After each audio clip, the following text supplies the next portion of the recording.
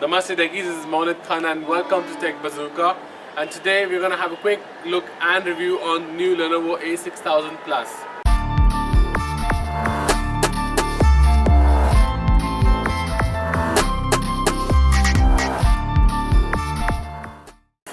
Now this phone is very similar to the earlier A6000 which was launched in India, but the difference here is what's under the hood. So we have the same Snapdragon 410 processor performing, but instead of the 1GB RAM which we had earlier, we have 2GB of RAM this time. And the internal memory is 16GB now. So let's have a look at the overall look and feel of the phone and let's see how well it is. So now coming to the overall look and feel of the phone, it is, as I said, it's very similar to the A6000. There's no changes made to the overall demographics and the design of the phone. It is very identical to the A6000. So now at the front we have a 5 inches 720p display, which is an IPS panel, so the viewing angles on this phone are really great.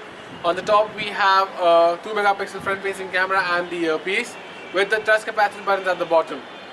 These touch capacitor buttons do not illuminate just like as we saw on the A6000, which is a slight drawback, but that's okay.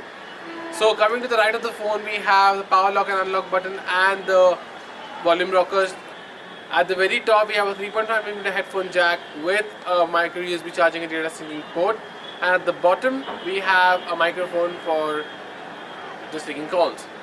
So at the back we have an 8 megapixel camera with an LED flash, a noise cancelling microphone and 2 stereo speakers at the bottom. Now these stereo speakers are quite loud and they really seem good. So like I mentioned earlier, the only difference between the A6000 and the A6000 Plus is the performance and the components under the hood.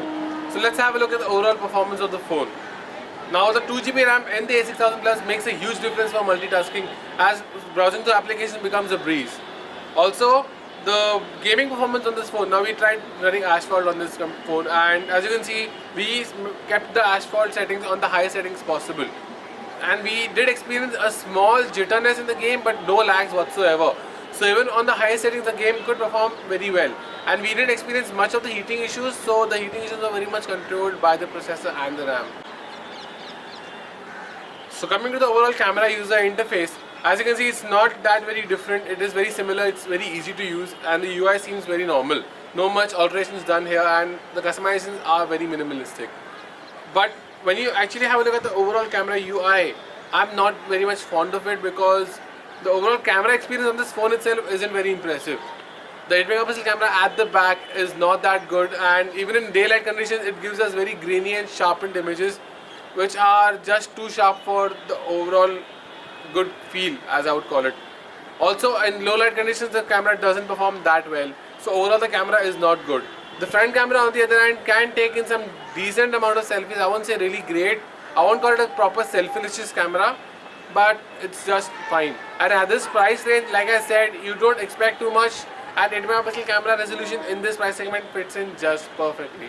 Now coming to the battery of this phone, we have a 2300 mAh battery powering the whole device, and the device can last a day easily and on a normal 3G data. But if you're planning to do a lot of gaming, the battery may drain quickly. So for any normal user, the battery is going to last the whole day and it's going to run just fine. Now coming to the verdict of this phone, whether this phone is really a good buy at that specific price range of 7,500 rupees on Flipkart. And I would say yes it is, because although the camera might not be that impressive, yet the phone is greatly built. It has a good build quality, performance is really excellent, and you get a branded phone in that price range. You don't have to go for any brands like Micromax, Zolo, but you're getting a brand like Lenovo, which is, as we all know, very well renowned in the build quality segment. And the phone is really great, and with that price range it fits in perfectly.